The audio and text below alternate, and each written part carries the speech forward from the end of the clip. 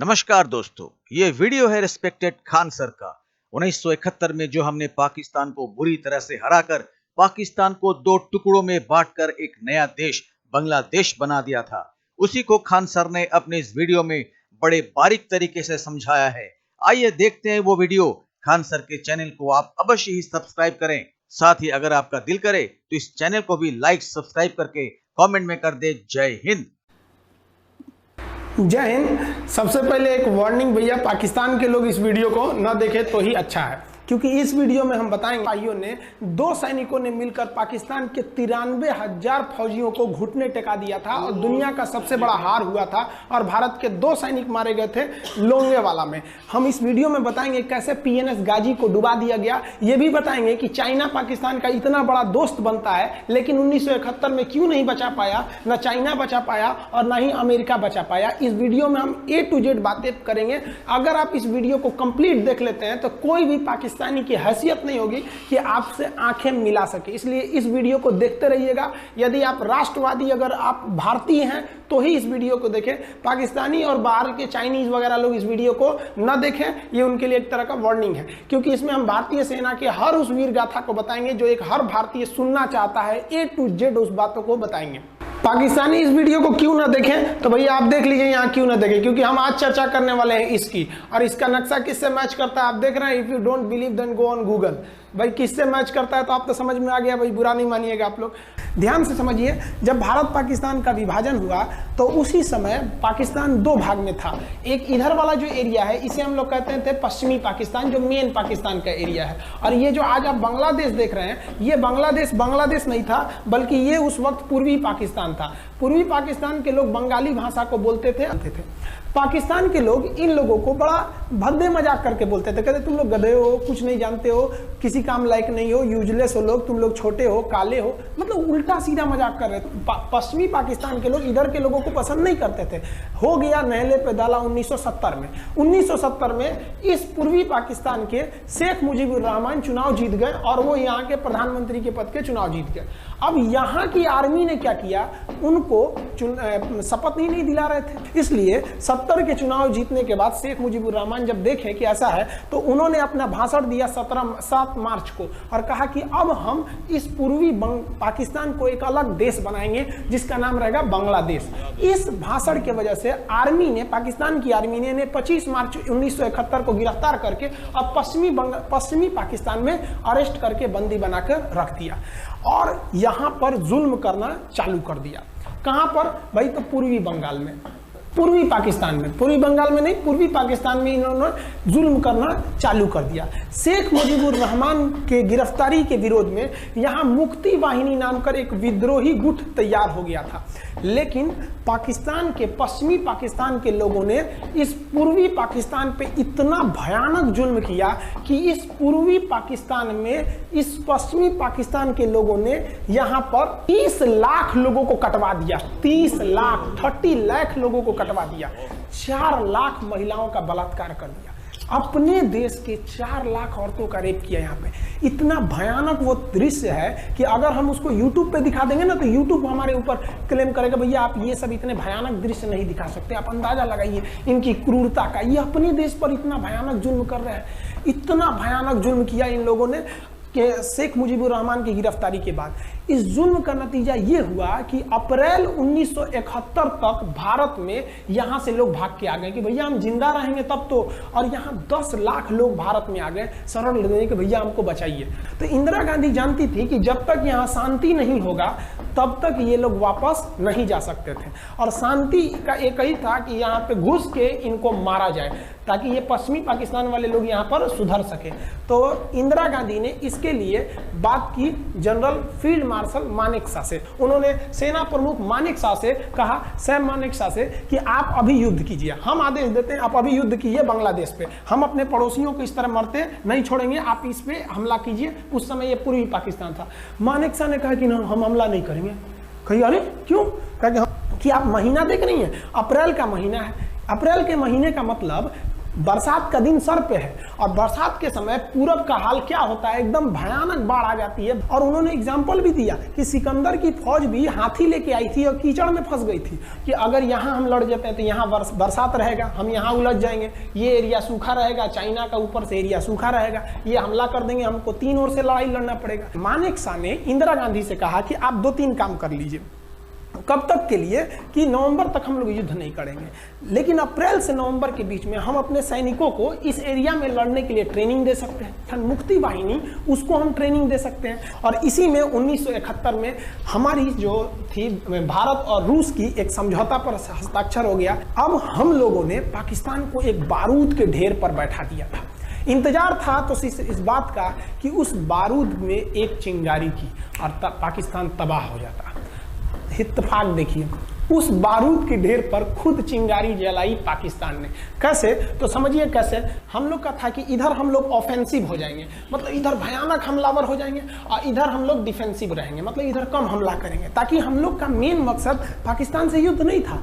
हमारा मेन मकसद था हमारे अपने बांग्लादेशी भाइयों पर जो जुल्म हो रहा था, जो उनकी बहनों को रेप हो रहा था, इतना भयानक किया था वहां पर पाकिस्तानियों ने कि बाप के सामने बेटी का रेप करते थे और उसके बाद बाप को मार के कहते थे तू भी रेप कर। इतना मतलब मानवता पूरी खत्म कर दिया गया वहां पर। तो भारत ने कहा कि इधर हम डिफेंसिव रहेंगे। पाकिस्तान को यह खबर लग गई कि भारत ना इधर कमजोर है। अरे भैया, इधर हम कमजोर थोड़ी हैं, इधर कम सैनिक रखे हैं और इधर हम भयानक रखे हैं, तो इसका मतलब ये थोड़ी है कि हम कमजोर हो जाएंगे। भैया कहा जाता है ना कि सोनार के घर का कचड़ा भी बनिया के बादाम से महंगा बिकता है। देखिए हम लोग ठंडी का इंतजार ही कर रहे थे कि पाकिस्तान ने गलती कर दिया। उसने 3 दिसंबर को अचानक हमला कर दिया श्रीनगर पे, पठानकोट पर, चंडीगढ़ पर, यहाँ पर आगरा हवाई अड्डे पर तबातोड़ हमला कर दिया। एयरफोर्स का इतना भयानक हमला पाकिस्तान का भारत पर हुआ कि भारत देखते रह गया। धड़ पाकिस्तान की जहाजें एंट्री मार गई सब भारत में, उसकी एयरफोर्स एंट्री कर दी। इतना भयानक हमला था, इतना भयानक कि भारत का एक भी सैनिक नहीं मरा। समझ रहे ना कितना भयानक हमला था। अरे भाई, आप यहाँ पर घुस जाएंगे हमारे देश में तो क्या हो जाएगा भैया, मूस मोटा यहाँ लोढ़ा हुई, हाथी घोड़ा थोड़े हुई। भारत तो इसी का इंतजार कर रहा था। देहात में कहावत कहा जाता है कि रोए के रानी तले अखिए खुदा गई। भैया हम प्लाने कर रहे थे कि हमला करने के लिए कि आप हमारे पे हमला करिए दीजिए। अब विश्व का भी दबाव नहीं आएगा हमारे ऊपर कि भैया हमला तो आपने किया है, अब हम लोग छोड़ेंगे नहीं। भारत एकदम दृढ़ निश्चय कर लिया। इसी बीच पाकिस्तान को एक खतरनाक खबर लग गई। क्या थी खबर भाई? तो देखिए, पाकिस्तान को खबर लगी कि भारत की ज्यादातर फौज इस पूर्वी पाकिस्तान की ओर डिप्लॉयड है और यहाँ राजस्थान के जैसलमेर जिला में एक जगह है लोंगेवाला। उस लोंगेवाला में केवल और केवल 120 फौजी हैं। और अगर पाकिस्तान ने सोचा कि 120 फौजियों को हम रातों रात मार देते हैं तो उस समय एयरफोर्स रात में लड़ाई नहीं कर सकती थी, इसलिए इन्होंने लोंगेवाला में एंट्री मार दी। पूरी भयानक टैंक लेकर, फौज लेकर, इन्फेंट्री लेकर, और उसको वो लोग लोंगेवाला में घुसने के लिए चल दिए। और लोंगेवाला में भारत के पास केवल 120 सिपाही थे, केवल 120, और उन पर वो हजारों की संख्या में टूट पड़े। लेकिन घबराना नहीं चाहिए, क्योंकि चींटियां तादाद में कितनी भी क्यों ना हो जाए, गन्ना घसीट के नहीं ले जा सकती हैं। लोंगेवाला में जो ड्यूटी थी उस समय कुलदीप सिंह चांदपुरी जी का। कुलदीप सिंह चांदपुरी सरदार हैं, आप देखे होंगे बॉर्डर मूवी में इनका रोल सनी देओल ने किया है। अब ये कुलदीप सिंह, ये भैया पंजाबी सिख, अब ये लोग 1.25 लाख से नीचे कुछ सोचते ही नहीं है। चिड़िया नू में बाज लड़ावा, गिदड़ नू में शेर बनावा, और 1.25 लाख नू एक लड़ावा, तब गोविंद सिंह नाम रखावा। खबर आया कि आपसे जो लड़ने आ रहे हैं ना पाकिस्तान की ओर से, वो ब्रिगेडियर तारिक मीर आ रहा है। उसके पास टैंक है, 2800 फौज है, बहुत ही तेज रफ्तार से आ रहा है। आपके पास केवल 120 जवान है कुलदीप सिंह, आप पीछे हट जाइए, आप पीछे हट जाइए, क्योंकि आपको हम ना, आप बहादुर हैं इसमें नो डाउट, लेकिन आप कैसे लड़िएगा उतनी भयानक फौज के पास से। यहाँ उन्होंने कहा खालसा सिख नहीं हट सकते, हम दिखा देंगे कि हम 120 भी उन पर क्या पड़ेंगे, भारी पड़ेंगे। इनके पास ना ही टैंक को उड़ाने के लिए कोई संसाधन थे, टैंक को मारने के लिए एक जीप पर लगा हुआ छोटा सा तोप था, और इनके पास 3 ठो माइंस लगे थे। माइंस समझते हैं आप लोग, टैंक जो होता है ना बम, उसको उड़ाने के लिए माइंस लगाए जाते हैं। तो देखिए ध्यान से, ये है माइंस, ये माइंस होते हैं। इस पर अगर टैंक चढ़ता है ना तो टैंक ब्लास्ट कर जाता है। तब इन्होंने दिमाग लगाया। इन्होंने क्या किया, जो खाली रेगिस्तान था ना, उसमें ना आगे की ओर 3 ठो ओरिजिनल माइंस को लगा दिया, और जो खाना खाने वाला टिफिन होता है ना 4 खंडे वाला, इसे उस टिफिन को इन लोगों ने रातों रात ना बिछा दिया। ऐसे लाइन से देखिए, लाइन से पाकिस्तान की टैंक आई तो शुरुआत में तो भैया ओरिजिनल माइंस था, धड़ाम से लगा, पाकिस्तान की टैंक उड़ गई। पाकिस्तान का एक टैंक उड़ा, फिर दूसरा उड़ा, तीसरा उड़ा, पाकिस्तानी एकदम डर गए सब। ब्रिगेडियर तारिक मीर कहें कि भैया यहाँ तो माइंस लगा के रखा है इन लोगों ने, एक काम करो इंजीनियरों को बुलाओ, पूरा माइंस निकालो। अब ब्रिगेडियर जो हमारे मेजर कुलदीप सिंह थे, ये जानते थे कि बाबू अगर हम तुमको रात भर रोक दिए ना तो सुबह हमारी एयरफोर्स आएगी, तुमको जिंदा नहीं छोड़ेगी, इसलिए इन्होंने पूरा टिफिन बिछाया था। इन पाकिस्तानियों ने 6 घंटे लगा दिए उनको निकालने में। इंजीनियर आते थे तो डर के मारे टिफिन निकालते थे, अरे बाप रे बाप, और टिफिन में तो ईंटा पत्थर भर देते थे और डर के ले जाते, अरे भागो भागो भागो, माइंस है माइंस है। इसको लगाते लगाते इन लोगों ने पूरी रात बिता दी। 3 बज गया, 3 बजे इनको पूरा सन्नाटा दिखा कि भैया ये तो टिफिन है, ये रेगिस्तान में ये तो टिफिन है। अब उन्होंने कहा कि आदेश दिया कि हमला करो, तो कुलदीप सिंह जो थे चांदपुरी, उन्होंने बालू के बीच में ऐसे गड्ढे बना रखे थे और अपने फौजियों को ना 2 किलोमीटर एरिया में बिछा दिया था, एक उधर एक इधर एक इधर, तो चारों ओर से फायरिंग होती थी। पाकिस्तानियों को लगी ना कि भैया हमको गलत इंफॉर्मेशन मिल गया है, 120 गो मिल के ऐसे थोड़े मारेगा सब। सोच रहा उधर से गोली इधर से गोली, धड़ाधड़ बम गोला दारू सब चल रहा है यहाँ पर, इतना भयानक कहीं कोई 120 आदमी मिल के ऐसे मारता है? नहीं भाई, इतना भयानक सुनसान एरिया में कहाँ से कौन मार रहा है, एकदम तबाही मचा दिया। कुलदीप सिंह चांदपुरी ने क्या तबाही मचाया था आप देखना चाहते हैं तो देखिए उन लोगों ने क्या तबाही मचाया था। ये है पाकिस्तान का टैंक, ये धज्जी उड़ गया था टैंक का, थुथुर तोड़ दिया इसका यहाँ पे। ये देखिए टैंक का, पाकिस्तानी देख रहे हैं कि भैया सब चक्का उक्का फेंका गया। बताइए ये चांदपुरी साहब को ऐसा करना चाहिए? ये कोई वीडियो गेम खेल रहे हैं? मार के धज्जी उड़ा दिया। अरे पाकिस्तान बच्चा है, अपने बच्चा है, बिगड़ गया, आराम से मारिए। ऐसे एकदम धज्जी उड़ा दिए हैं बेचारा सबको। पाकिस्तान के टैंक को धज्जी उड़ा के उस पर भारतीय सैनिक खड़ा होकर फोटो खिंचवा रहा था। फोटो खींचे, फोटो खींच, उस समय सेल्फी नहीं था ना, आगे से फोटो खींचना, फोटो खींचे। यहाँ पे आने वाली पीढ़ियों को ये प्रेरणा देगी। बताइए इतना सुंदर गाड़ी लेके आया था पाकिस्तान मारने के लिए, हाँ बेचारा ऐसे मारा जाता है? हाँ अरे ब्रिगेड मेजर साहब आप भी बच्चा है, बच्चा को थोड़ा आराम से मारिए। देखिए इसका थोबड़ा बिगाड़ दिया गाड़ी का।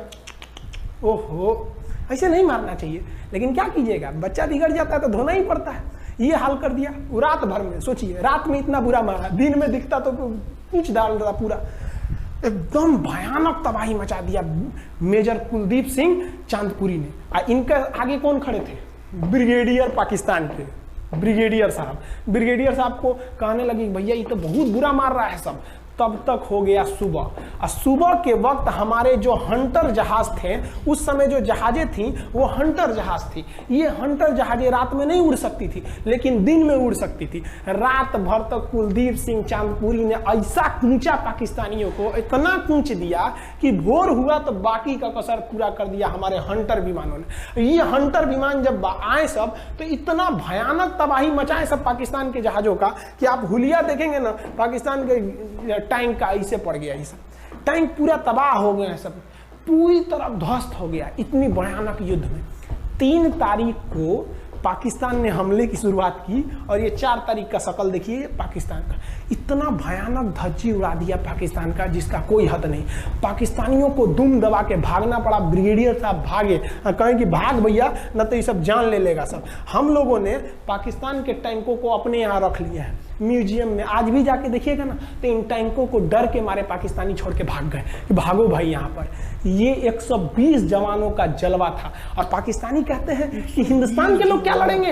अरे भैया हम चीन पे वीडियो बनाए थे, आप पे नहीं बनाए थे, जो आप लोग हम लोग को बोल रहे थे कि पाकिस्तान हिंदुस्तानियों की औकात नहीं। देखिए अभी हम आपको औकात दिखाते हैं आपकी। ये आपका टैंक है, आके ले जाइए, हिम्मत है तो लेके जाके दिखाइए यहाँ पर। हाल तो ये हो गया था ना कि हम लोगों ने जो पाकिस्तानियों की जान ली थी ना, डर के मारे वो लाश उठाने नहीं आए थे, लाश को गिद्ध खा गए थे सब। हम लोग बोल रहे थे कि भैया हम गोली नहीं चलाएंगे, लाश लेके चल जाओ। हम नहीं जाएंगे, तुम लोग रेगिस्तान को कब्रिस्तान बना दिए हो। रेगिस्तान को कब्रिस्तान हम लोग हमला करने आए थे, शुरुआत तो तुमने किया था यहाँ पे। तो ये गिद्ध खाए थे सब, सफाई वफाई का काम ये किए थे सर। अब पाकिस्तान हम लोग को धमकी देता है, आज भी वो नहीं सुधरे हैं। आज भी हमने जो चाइना पे वीडियो बनाया था उस पर वो हमको धमकी देता है कि भारत की आर्मी कुछ नहीं कर सकती। अरे भैया आप सोचिएगा भी मत, अभी के समय में तो मत सोचिएगा। जानते हैं क्यों? देख लीजिए इधर अभी कौन बैठा है भारत में, समझ में आ रहा है? आप लोग तो पहले पाकिस्तान वाले लोग इस बात पर रिसर्च कीजिए कि इनमें ज्यादा खतरनाक कौन है आपके लिए। हमको तो यही ज्यादा खतरनाक लगते हैं। समझ में आया आप लोग को? तो अभी देखिए ध्यान से, यहाँ पर पाकिस्तान में जो हार हुई थी लोंगेवाला में, ये हार में पाकिस्तान की तो कमर टूटी और पाकिस्तान का पूरा मनोबल टूट गया कि ससुरा 120 गो मिल के ऐसे कैसे धो दिया सब। बताइए इतना भयानक धोया जाता है। तो ये शुरुआत तो इन्होंने किया 3 तारीख को, 4 तारीख को हमने धो दिया। अब बचा नेवी कही कि भैया आर्मी को मौका दिए, एयरफोर्स को मौका दिए, रात में आर्मी धोई, सुबह में एयरफोर्स धोई, हम नहीं धोएंगे क्या? हम भी धोएंगे। नेवी कब पहुंची? 5 दिसंबर 1971 को कराची पहुंच गई और कराची में जब पहुंची ना तो कराची को तबाह कर दिया। इतना भयानक बम्बार्डमेंट किया कराची पर कि कई दिन तक कराची बंदरगाह पर आग लगा था और कराची बंदरगाह को तो उन्होंने ऐसा धज्जी उड़ाया जिसे लग रहा था सिंधु सभ्यता बना दिया उनको। तो पाकिस्तान की, पश्चिमी पाकिस्तान का कमर टूट गया। पाकिस्तान वालों ने कहा कि ससुरा सब बोल रहा था कि हम इधर डिफेंसिव है, यानी ज्यादा हमला नहीं करेंगे, ज्यादा हमला इधर करेंगे। ससुरा इधर कैसे मार रहा होगा सब, अभी इधर भी बताते हैं कैसे मारा सब। ये कराची पहुंच गया, आप देखेंगे क्या हाल किया था सब कराची पे। कराची में जब मारा गया था ना इन पाकिस्तानियों को, तो ये पाकिस्तानी भाग गए थे सब ग्वादर में। ये ग्वादर भाग गए, अभी इनसे ग्वादर भी जाने वाला है, पूरा राज्य चला जाएगा इनसे, बलूचिस्तान। छुप के गए थे लोग ग्वादर बंदरगाह पे। अगर हम झूठ बोल रहे हो तो आप खुद पता कीजिएगा अपने यहाँ के इतिहास में भाई, हिंदुस्तान। ये ग्वादर बंदरगाह पे छुप गए थे सब। आप देखिए कराची का क्या हाल हुआ था उस समय, हमारे एयर नेवी ने क्या हाल किया था। पाकिस्तान का जितना जहाज बस मिल जाए कि भैया ये जहाज किसका है, तो भैया जब पता चले कि भैया ये जहाज पाकिस्तान का, ये हाल हो जा रहा था जहाज का। यहाँ देख लीजिए इनका पूरा ध्वस्त का। भैया ऐसे मारा जाता है? हाँ, अरे भाई बच्चा को बच्चा की तरह मारना चाहिए। इंडिया की नेवी ने भी हद कर दिया। बताइए इस तरह मारा जाता है? हाँ, यहाँ देख लीजिए पूरा का पूरा धज्जी उड़ा दिया इन लोगों को। अरे भाई बच्चा है, बिगड़ गया है तो थोड़ा सा आराम से न मारिएगा कि देख रहे हैं इस तरह से मारा पूरा पाकिस्तान के। कराची बंदरगाह उड़ गया। तो पाकिस्तान का तो इधर से तो पूरा का पूरा धज्जी उड़ा दिया। अभी शुरुआत हुए युद्ध के केवल 2 दिन हुए हैं, आप दिल थाम के रखिए। अभी युद्ध लंबा चलने वाला है। 3 दिसंबर को स्टार्ट किए, 4 दिसंबर को हम लोग लोंगेवाला धो दिए, अब 5 दिसंबर को कराची। अब पाकिस्तान ने ना भारतीयों को तबाह करने के लिए भारत का सबसे खतरनाक जहाज था INS विक्रांत। INS विक्रांत को बर्बाद करने के लिए ना इसने यहां से भेज दिया INS PNS गाजी को। गाजी एक पनडुब्बी थी, उसको आदेश दिया गया कि जाके मार के आओ। किसको? विक्रांत को। क्योंकि अगर विक्रांत जहाज डूब जाता तो वाकई उस समय हमको युद्ध जीतने में बहुत दिक्कत आ जाती। तो ये गाजी कैसे डूबा, इसको हम लोग एगो खराब जहाज से मार दिए। तो अब इधर समझते हैं कि जब उधर इतना भयानक धोए तो इधर कितना बुरा धोए होंगे, इसको बारे में हम लोग समझते हैं। भारतीय सेना अब पूरब की ओर क्या क्या काम की, इसको ध्यान से समझिए। ये मुक्ति वाहिनी जो थी बांग्लादेश की, वो अंदर ही पाकिस्तानी फौजियों को मार रही थी गली कुची में दौड़ा दौड़ा के, क्योंकि इन पाकिस्तानी फौजियों ने वहां पर रेप किया, मर्डर किया और इनका साथ दे रही थी इधर से हमारी इंडियन आर्मी और ऊपर से हमारा एयरफोर्स। ये तबाह कर दिए थे, इनको भागने के लिए भी जगह नहीं था। और इसी में इनका सबसे बड़ा सरदर्द बन गया था इंडियन नेवी, क्योंकि इनको जो मदद थी, देखिए ये पूर्वी पाकिस्तान है, इनको मदद जब भी मिलेगी तो इधर से ही मिलेगा। अब बताइए यहाँ से तो कोई जाएगा नहीं, बेवकूफ़ भी नहीं होगा जो इधर से मदद करने जाएगा। रास्ते में ही एयरफोर्स मार के गिरा देती थी, ट्रक वगैरह जाएगा नहीं, तो नेवी से ये इन लोग मदद देते थे। भैया यहाँ पे जो इनके फौजी लड़ रहे थे उनको खाना पीना भी खत्म हो गया था। अब इनको बर्बाद कर दिया भारत। INS विक्रांत, INS विक्रांत उस समय का बहुत बड़ा जहाज था इस साउथ एशिया के देशों का, और यहाँ से उस इतना बड़ा जहाज था कि उसके ऊपर से लड़ाकू जहाजें उड़ती थी। वो एयरफोर्स यहाँ से भी बम मारता था, मिसाइलें मारता था, ऊपर से लड़ाकू जहाजें और हेलीकॉप्टर छोड़ देता था, जो ताकि मुक्ति वाहिनी को कोई दिक्कत ना है। मुक्ति वाहिनी मारती थी और आर्मी पूरी तरह से उसने यहाँ से हमारा विक्रांत ने चटगांव बंदरगाह को तबाह कर दिया। अब बांग्लादेश का देखिएगा वर्तमान में, उस समय तो पूर्वी पाकिस्तान था, ये चटगांव उस समय पाकिस्तानी आर्मी नेवी का एक बहुत बड़ा केंद्र था। इधर हम लोग ने उड़ा दिया कराची, इधर उड़ा दिया हम लोग ने चटगांव। अब मुक्ति वाहिनी को कोई खास दिक्कत नहीं आ रहा था। अब पाकिस्तान ने कहा कि हर हाल में इस विक्रांत को बर्बाद करो। देखिए ये विक्रांत है, विक्रांत जहाज जो था इसपे से इसके ऊपर देखिए आपको लड़ाकू जहाजें दिखेंगी। पीएनएस गाजी को क्या आदेश दिया गया था भाई कि तुमको जाना है और इस विक्रांत को बंगाल की खाड़ी में जाने के बाद इसी में डुबा देना। वो जहाज है अब पाकिस्तान वालों का इतना दिन तो अच्छा था नहीं, भारतीय खुफिया एजेंसी को पता चल गया कि पाकिस्तान की पनडुब्बी वो समुद्र के अंदर अंदर चलती है, उसको साइलेंट किलर कहा जाता है। पाकिस्तान की पनडुब्बी चल दी है पश्चिमी पाकिस्तान से बंगाल की खाड़ी की ओर, ये अरब सागर से बंगाल की खाड़ी की ओर चल दिया। अब विक्रांत को बचाना हर हाल में जरूरी था, इसलिए हम लोग विक्रांत को छुपा दिए, मतलब थोड़ा सेफ्टी दे के रखने लगे। और इस पीएनएस गाजी जो था, पीएनएस गाजी को देखेंगे, पीएनएस का मतलब था पाकिस्तानी नेवल शिप, पीएनएस गाजी, ये मारने आ गया किसको? विक्रांत को। इस पीएनएस गाजी को अगर कोई मार के डुबा सकता था तो वो था आईएनएस राजपूत। लेकिन ये जो आईएनएस राजपूत आप इमेज में देख रहे हैं, ये उस समय समस्या क्या था इस आईएनएस राजपूत के साथ, क्योंकि इसके इंजन में कुछ खराबी आ गई थी और ये बिगड़ गया था, और बिगड़ के इसको विशाखापट्टनम पे बनाया जा रहा था, रिपेयर किया जा रहा था, इंजन ही गड़बड़ हो गया था। तो भारतीयों का यहीं पे दिमाग काम आया। भारतीयों ने सोचा क्यों ना हम पीएनएस गाजी को खुद बुला के लाएं, कहां पर? विशाखापट्टनम पे। तो लोगों ने कहा कि भैया ये आएगा विशाखापट्टनम में, क्या आईएनएस राजपूत हमको मार दो? कहा कि नहीं, देखिए कैसे आएगा। भारतीयों को पता था कि हिंदुस्तान में पाकिस्तानियों के कुछ ना कुछ जासूस होंगे और वो पाकिस्तान को पल पल की खबर दे रहे होंगे। भारतीयों ने क्या किया, आईएनएस विक्रांत के जितने भी अधिकारी थे उनसे कहा कि आप लोग अपने अपने घर फोन कीजिए कि हम विशाखापट्टनम आ रहे हैं, तुम लोग हमको छुट्टी मिला है, विशाखापट्टनम में 10 दिन रुकेंगे, हमारे लिए तुम लोग खाना पीना अच्छा से बनाओ। लड़कों से उन लोगों को खबर खिला दिया। विशाखापट्टनम में जितने मछुआरे थे उनको कहा गया कि आप लोग हट जाइए, बहुत बड़ा जहाज आने वाला है, बहुत बड़ा जहाज विक्रांत आ रहा है, यहाँ पे आप लोग खाली कर दीजिए, आईएनएस विक्रांत आ रहा है। यहाँ पर क्या किया गया, ऑर्डर दिया गया, बहुत सारे फल सब्जी अंडा ब्रेड, कि भैया ये इतने बड़े जहाज के लिए जा रहा है, 6 महीने का खाना चाहिए। ये खबर आग की तरफ फैल गई पाकिस्तानियों को। अब पाकिस्तान में खबर लग गई कि भैया आईएनएस विक्रांत यहाँ नहीं है, आईएनएस विक्रांत विशाखापट्टनम पे है। अरे बकलोलवा, विशाखापट्टनम पर पीएनएस गाजी की मौत यमराज इंतजार कर रहा था आईएनएस राजपूत। ये गधा जो था पीएनएस गाजी, ये मुड़ गया किधर की ओर? विशाखापट्टनम की ओर। और विशाखापट्टनम पर चुपचाप शांति से खड़ा हुआ जहाज आईएनएस राजपूत इंतजार कर रहा था, तो पानी के अंदर अंदर आओ। ये अभी बाहर निकला हुआ है, पानी के अंदर रहती है। और फिर आईएनएस राजपूत देखा कि ये आ रहे हैं, वो आईएनएस राजपूत को मारता कि इससे पहले ही आईएनएस राजपूत मार के तबाह कर दिया पीएनएस गाजी को। पीएनएस गाजी पर को डूबने के बाद पाकिस्तान को बहुत बड़ा सदमा लग गया। पाकिस्तान को यह एहसास हो गया कि अब हम कभी नहीं जीत सकते हैं, क्योंकि ये पीएनएस गाजी अमेरिका से खरीदा हुआ एक बहुत ही शक्तिशाली पनडुब्बी थी जिसे कोई डुबा नहीं सकता था, और हम लोगों ने उसको इस जहाज से डुबाया जो जहाज खराब हो चुका था, जिसका इंजन खराब था। भारतीय सेना का मोराल पूरे 7वें आसमान पर था और पाकिस्तानी दिन पर दिन बर्बाद हो रहे थे।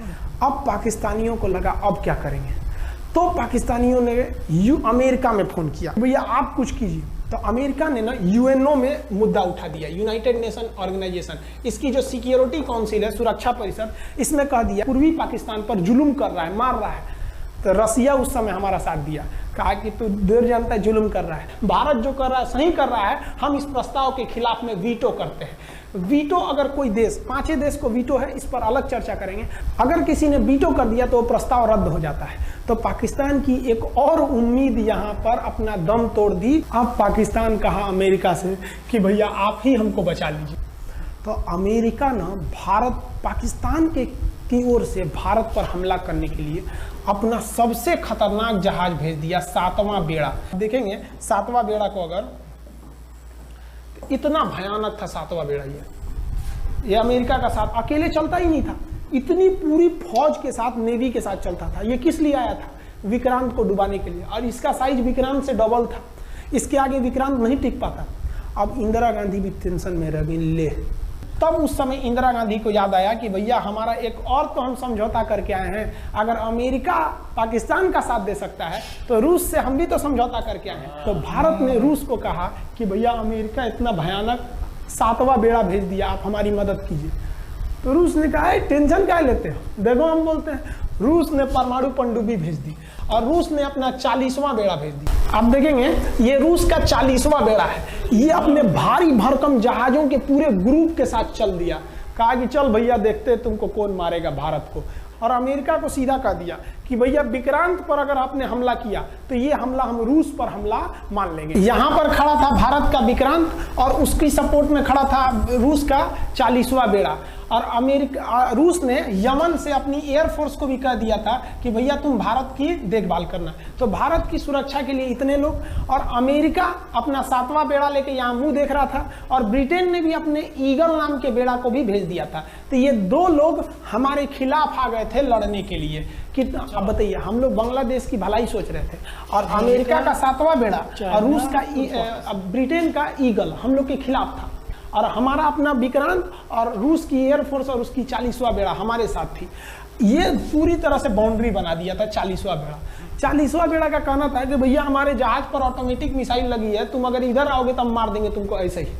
रूस ने अपनी सारी पनडुब्बियों को ऊपर उठा दिया समुद्र के ऊपर, ताकि सैटेलाइट से और दूसरी निगरानी से देखा जा सके, और यही हुआ भी। वो लोग रूस के इतने खतरनाक जहाजों के ग्रुप को देखकर घबरा गए, इतना घबरा गए कि ब्रिटेन ने कहा था we are too late. Britain का ईगल बेड़ा अमेरिका के 7वां बेड़ा से कर रहा है कि रे उधर मत जो, बहुत देर हो गया है, वो पहले पहुंच गया है रूस, अब मारेगा वहीं तबाह हो जाओगे यहाँ पे। तो 7वां बेड़ा ने धमकी दिया कि हमारे जहाज में परमाणु बम लदे हुए हैं। तो 40वां बेड़ा ने रिप्लाई किया था कि हम भी जब चले थे ना तो परमाणु बम लादे के चले थे, और गिनती जब कर रहे थे तो हम भी गिनती किए थे 250 हमारे पास भी परमाणु बम था, लेकिन इतना ज्यादा था कि सोचे कि कौन गिनेगा, बाद में गिनेंगे, आ जाओ देखते हैं किसके पास कितना है।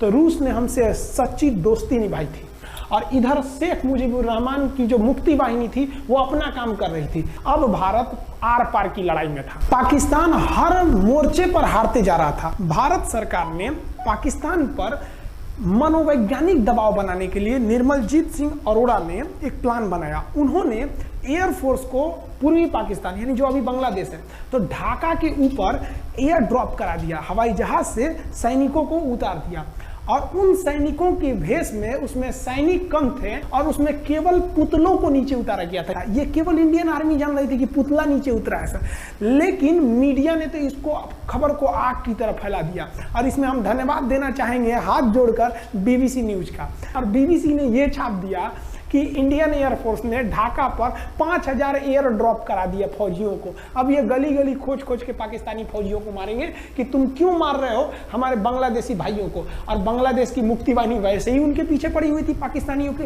अब पाकिस्तानियों का पूरा मनोबल टूट गया, पाकिस्तानी गली गली छुप गए सब। सोचिए ये पुतला से डर जा रहे थे सब, रियलिटी में ये फौजी नहीं थे, ये पुतला गिराया गया था एयर ड्रॉप करके। अब वो लोग डर के मारे भाग गए यहाँ पर। अब एयरफोर्स ने देखा कि उसके ये छोटे से वैज्ञानिक दबाव का इतना खतरनाक असर पड़ा है। एयरफोर्स ने कहा कि अब एक काम करते हैं, अब आर पार को अब ठोक डालते हैं पाकिस्तान को, अब जो होगा सो देखा जाएगा। एयरफोर्स ने बांग्लादेश के जो गवर्नर थे उनके घर पे हमला कर दिया। अब वो घर में नहीं थे, वो तो बच गए। बचने के बाद डर क्या होता है, देखिए डर किसको कहा जाता है। जो उनके गवर्नर हाउस थे AH मलिक, इन्होंने त्याग पत्र दे दिया, भैया जिंदगी रहेगी तो बहुत नौकरी करेंगे, डर के मारे त्याग पत्र दे दिया। सोचिए गवर्नर, क्योंकि पाकिस्तान का एक राज्य ही तो था पूर्वी पाकिस्तान, जैसे हमारा एक राज्य है उत्तर प्रदेश, बिहार, महाराष्ट्र, वहां पे भी गवर्नर होते हैं ना, संवैधानिक हिसाब से गवर्नर मालिक होता है उस जगह का। त्याग पत्र दे दिए। सोचिए ये डर था उनके अंदर। निर्मलजीत सिंह अरोड़ा जो लेफ्टिनेंट जनरल थे, जनरल तो हमारे मानिक शाह थे, लेफ्टिनेंट जनरल थे जिन्हें बांग्लादेश जीतने की जिम्मेदारी दी गई थी, मतलब उसे सुरक्षा करने की जिम्मेदारी दी गई थी। वो पाकिस्तान के लेफ्टिनेंट जनरल नियाजी से बात किए और उन्हें कहे कि हम आपको आधा घंटा का टाइम देते हैं और आप इस आधा घंटा में विचार कीजिए आप सरेंडर करते हैं कि नहीं। अगर आप सरेंडर कर देंगे तो हम आपको गारंटी देते हैं कि आपके सैनिकों को जिंदा रखा जाएगा, और अगर आप हमारी बात को नहीं मानेंगे नहीं आपके घर पे भी यही हो जाएगा। क्योंकि अगर आप हमारे सामने सरेंडर नहीं करिएगा तो याद रखिए हम अपने हमले को 10 गुना और तेज कर देंगे। और हार तो आप चारों ओर से गए हैं। भारत चाहता था कि जल्दी से जल्दी इस युद्ध को खत्म किया जाए, क्योंकि अब ये अंतर्राष्ट्रीय मैटर हो चुका था। अब अमेरिका अपना नाक पे ले लिया था कि भैया हमारा जहाज मार के गिरा दिया। PNS गाजी उसी की पनडुब्बी थी, वो तो पाकिस्तान को दिया। 7वां बेड़ा को नहीं घुसने दिया। तो अमेरिका की किरकिरी हो रही थी, ब्रिटेन के ईगल को घुसने नहीं दिया, उसकी किरकिरी हो रही थी। अब भारत को उस समय लोग कहते कि ये गरीब देश है, अभी अभी आज़ाद हुआ है। 1971 में हमारी यही हाल थी और सारे लोग कह रहे थे, उसको गरीब समझ रहे थे, रुआ के रख दिया अमेरिका को, हर जगह धो दिया पाकिस्तान को। अब बेचारे मियाँ जी क्या कर सके। मियाँ जी को आधे घंटे का टाइम दिया गया। 16 दिसंबर 1971, याद रखिएगा दिन, 16 दिसंबर 1971, ये हमारे इतिहास का 13 दिन के युद्ध में हमने पाकिस्तान को धूल चटा दिया, क्योंकि 3 दिसंबर को पाकिस्तान ने युद्ध स्टार्ट किया था और 16 दिसंबर हम लोगों ने जनरल नियाजी से आत्मसमर्पण करवा लिया। और आत्मसमर्पण आप देखना चाहेंगे जनरल नियाजी का। जनरल नियाजी इन्होंने हमारे लेफ्टिनेंट जनरल निर्मलजीत सिंह अरोड़ा के सामने आत्मसमर्पण साइन किया और साइन करने के बाद बांग्लादेश के ढाका रेस कोर्स में इन्होंने साइन किया और इनकी आंखों में आंसू था। एक देश के सेनापति के लिए इससे शर्म की बात क्या है जो गिनीज बुक में नाम रिकॉर्ड करा दिया। गिनीज बुक में कैसे? देखिए, पाकिस्तान के लोग हम चाइना के वीडियो बनाए थे, उस पर कमेंट कर रहे थे कि इंडियन आर्मी कुछ नहीं कर सकती। देखो, बांग्लादेश तुम्हारी बहादुरी का जीता जागता उदाहरण है।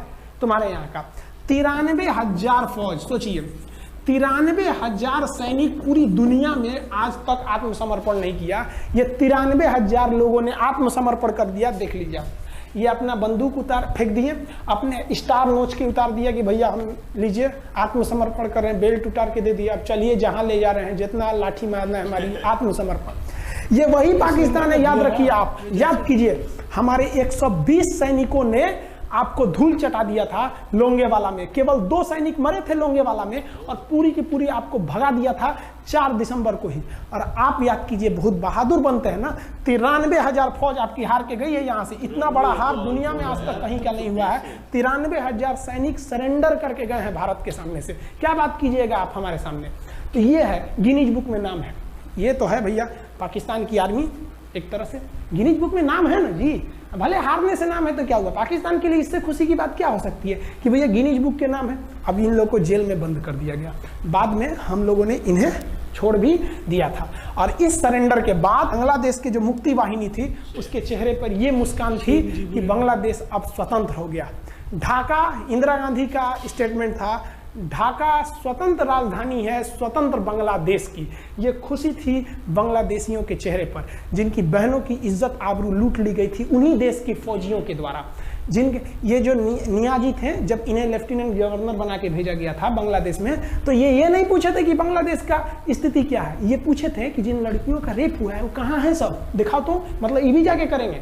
ये हाल था, ये इनके चेहरे पर मुस्कुराहट थी। बाद फिर मुजीबुर रहमान को पाकिस्तान से स्वतंत्र कराया गया। भारत ने जो अपना वादा किया था कि शेख मुजीबुर रहमान को स्वतंत्र करेंगे, बांग्लादेश को स्वतंत्रता दिलाएंगे, उनके अधिकारों के लिए लड़ेंगे, भारत ने अपने वादा को पूरा किया। आज शेख मुजीबुर रहमान की बेटी शेख हसीना बांग्लादेश की कमान संभाले हुई हैं। शेख हसीना, जब हमको याद है जब वो भारत आई थी एयरपोर्ट पे, तो मोदी जी एयरपोर्ट पर रिसीव करने गए थे, जबकि ऐसा नहीं होता है। शायद ही बांग्लादेश की प्रधानमंत्री को पूरी दुनिया में कोई बड़े देश का राष्ट्रपति रिसीव करने जाए। तो दोस्तों, हमारे मात्र 120 सैनिकों ने पाकिस्तान की 93,000 की विशाल सेना की पतलूने उतरवा कर सरेंडर करवा दिया था। यही है भारतीय फौज, उसकी वीरता, उसकी बुद्धि, उसकी सैन्य परंपरा। आज भी पूरा विश्व भारतीय सेना की उस वीरता को याद करके सलाम करता है। दुनिया में पहले ऐसा कभी नहीं हुआ कि किसी एक देश की फौज ने किसी दूसरे देश की युद्ध की नीतियों के विपरीत कार्य करने वाले घिनौनी फौज को हराकर उस देश को ही 2 टुकड़ों में बांट दिया और एक नए देश का गठन करवाकर उस देश के नागरिकों को अपना देश दिलवा दिया। 1971 का भारत पाक युद्ध दुनिया के इतिहास में स्वर्ण अक्षरों में वर्णित है कि भारत ने पाकिस्तान को नेस्त नाबूद करके पाकिस्तान को 2 हिस्सों में अलग कर दिया और बांग्लादेश नाम के एक नए राष्ट्र का निर्माण कर दिया। लेकिन मक्कार पाकिस्तान कभी नहीं सुधरने वाला। 22 अप्रैल को कश्मीर में उसने 27 निहत्थे भारतीयों को मारकर अपने दोगले और मक्कार होने का सबूत फिर से दे दिया। इसीलिए पाकिस्तान अब बहुत जल्द दोबारा टूटने वाला है। पाकिस्तान के नाम से केवल पाकिस्तान का पंजाब ही बचा रहेगा। बलूचिस्तान, बल्टिस्तान और सिंध, बहुत जल्द ये राज्य पाकिस्तान से अलग होने वाले हैं। सबसे पहले पाकिस्तान से अलग होने वाला है बलूचिस्तान। जुल्म करने वाले को एक दिन मिटना ही पड़ता है। और पाकिस्तान मिटकर रहेगा, उसका नाम सिर्फ इतिहास के पन्नों पर ही सिमट कर रह जाएगा। तो इतनी बारीकी से भारतीय वीरता को समझाने के लिए खान सर को बहुत बहुत धन्यवाद। मिलते हैं अगली वीडियो में, तब तक जय हिंद, जय भारत।